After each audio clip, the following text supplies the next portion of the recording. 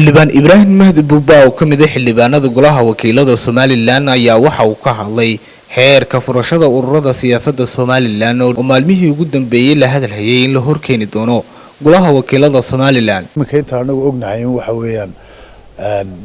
wararka ay bulshadu hayso xisbiyada asxaabtuba ay ka war hayso ee ah in xeerkaasi la dhameystiray wax ka bedelkiisa kaabstiisii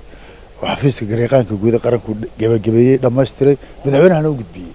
استمر كان مدحونا صحيح وحن سوينا أول حركة وقلها الهر كانوا يمدون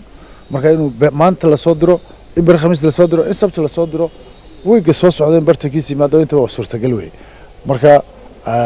وحكي بدل كاي كابس تاس مركو قلها هري مادنا وحن رجعنا إن شقوي كي كلا قلها كالسعودية ما أنت بدل حكيو حر كان ستوصى لو قد قلوا وايو مرول با حركة ضرورية قرن كتير دق أو بعي أي بريورتي له وأنه هرجلنا كانوا هرسينا حركة كلا قلها هريالة مركا وحن رجعنا هدي له هاي هذا ما أنت بري ساعة ضمبة سبت ده إن لسوق بي حركة استجا وقلها هري ماد وقوله هنا واجبات كيسك بتادي له هذا أنا وحن نقول يلا إن حركة مركو نسوق بيو أنا أنصحنه sababtuna wax kale maaha waxa weeyaan xisbiyada qaranka hadda jira xisbigii wax isla haya ee taageerada bulshadiisa haysta wuxuu ka baqdaa ama uu ka cabsadaa meesha maba taal waa in doorashada galaan waa inay dib isu tijaabiyaan oo wax loo baahan yahay kii aan ishubin ee bulshada aan taageero ka haysana imika baan iska sii tagaaba u fiicnay markaana waxaanu aaminsanahay in qaranka waxa uu taraysan weeyaan habeerata waxa yeelaysaa aanay jirin murankii siyaasadeed iyo khilaafkii muddada dheer soo jiitamay 4 sano ku dhawna ay soo afjarayso arrintaas sidoo kale waxa uu xildhibaan Ibraahim Mahdi Buuba uu ka hadlay komishanka doorashooyinka cusub anigu waan aaminsanahay inuu qaban karo sababta wax kale ma aha waxa weeyaan dad islaam baynu nahay sifihii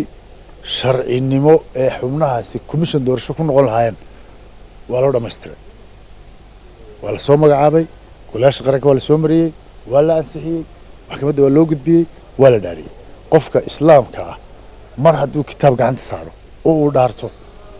كلينا أنا حين يقولي بجودي هاي وحبين لقى عبنايو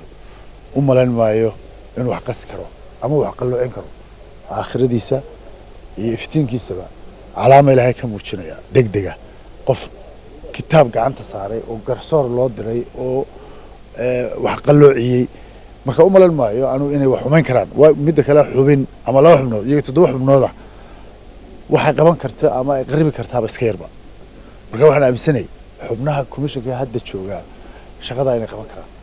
wax laga cawdaana oo dib loogu dhigo doorashooyinkuna aanay sabab iyagu noqon karin ugu dambeyntii xildhibaanku waxa uu fariin u diray xisbiyada mucaaradka Somaliland imika urur isu bedelayaan ba xeerka markan la soo gudbiyo fariintan u diray waxa weeyaan bulshadina dib ugu noqda waa la qabanayaa waa dhacaysa tartankii bulshadina iyo taageerayaashina dib ugu noqda hadii ka codkiga kalsoonida ka soo heshaana waydan xaanisan xisbiga qaran hadaa ka soo weydaana de si fiican ummaddu ma salaameeya oo taageerayaashina waxa u sheegtana kala bakhaylina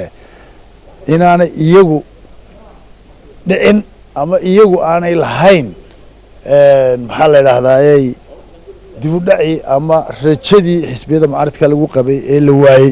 ee aanay taageerayaashu ka mas'uulahayn iyagu ay ka mas'uul yihiin oo madaxda xisbiyada qaranku ee mucaaradka waliba ayagu failure yihiin inta bulshada u sheegay ma leeyahay haddii isla hayaan wax oo kalsoonida bulshadooda haystaana dib ha ugu soo noqdaano ummadda ma hogaamiyaan mar kale fariintan u diray waa taaway Abdiraxmaan Ibraahim dalka TV Hargeysa